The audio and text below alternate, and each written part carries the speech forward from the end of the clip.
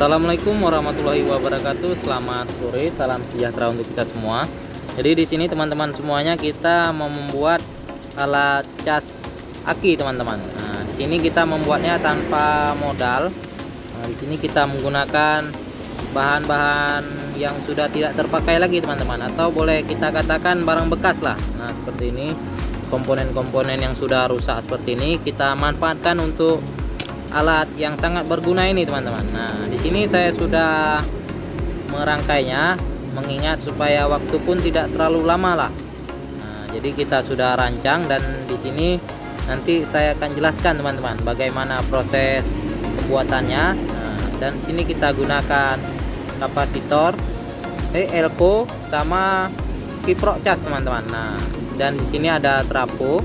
Nah, oke, kita tes dulu teman-teman. Nah, ada colokannya. Nah, ini sebelum kita masuk ke apa, nah, bisa kita lihat nyala lampunya teman-teman. Itulah untuk mengecasnya nanti teman-teman. Nah, seperti itu.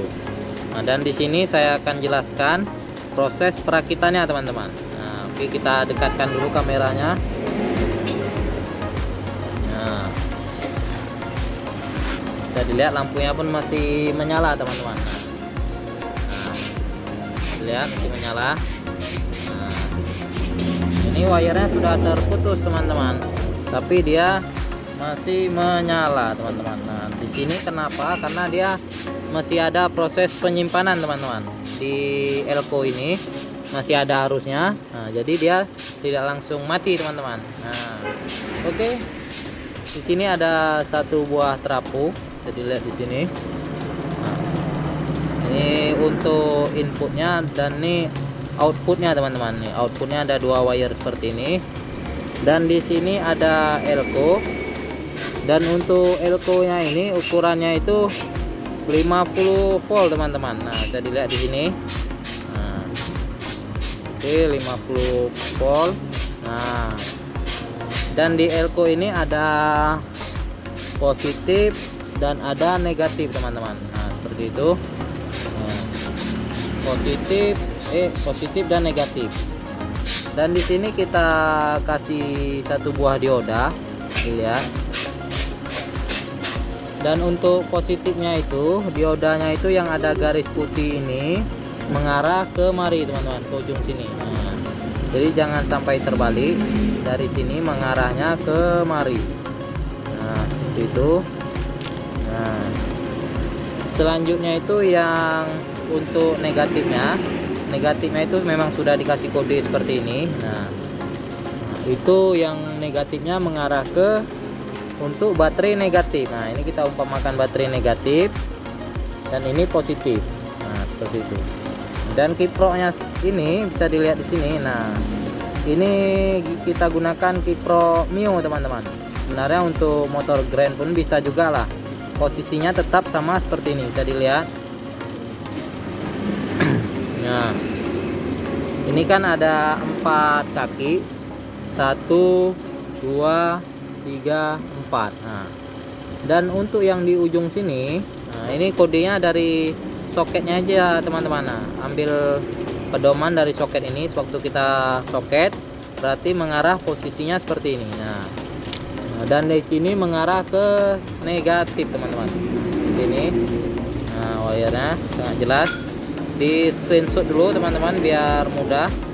Nah, dan untuk yang sebelahnya lagi ini mengarah ke positif teman-teman. Nah, ini pelan-pelan ya teman-teman supaya tidak keliru dan mudah dipahami tentunya. Nah, seperti itu. Dan untuk sebelahnya lagi ini mengarah ke negatif untuk positif untuk baterai teman-teman, untuk akinya. Nah, seperti itu. Ada kan ada dua wire seperti ini, berarti ini untuk aki yang positif dan ini yang negatif teman-teman, seperti itu. Nah, jadi rancangannya seperti itu teman-teman. Nah, ini sudah lepas. Nah, jadi ini mengarah kemari tadi teman-teman. Nah, jadi seperti itu teman-teman. Tanpa berlama-lama lah kita buat tutorial ini supaya teman-teman tidak jenuh pastinya.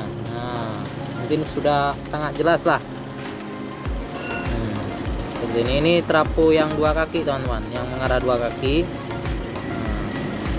elko nya tadi bisa kita dekatkan lagi.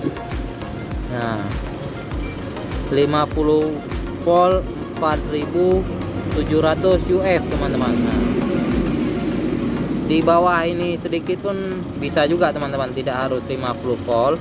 Nah, yang 16 volt pun bisa juga teman-teman. Nah, jadi seperti itu teman-teman untuk proses perakitan cas aki dengan sangat biaya yang murah, ataupun boleh dikatakan tanpa modal teman-teman, karena kita menggunakannya barang-barang bekas teman-teman. Oke teman-teman, mungkin itu dulu yang saya bisa sampaikan, semoga bermanfaat. Saya akhiri, wassalamualaikum warahmatullahi wabarakatuh.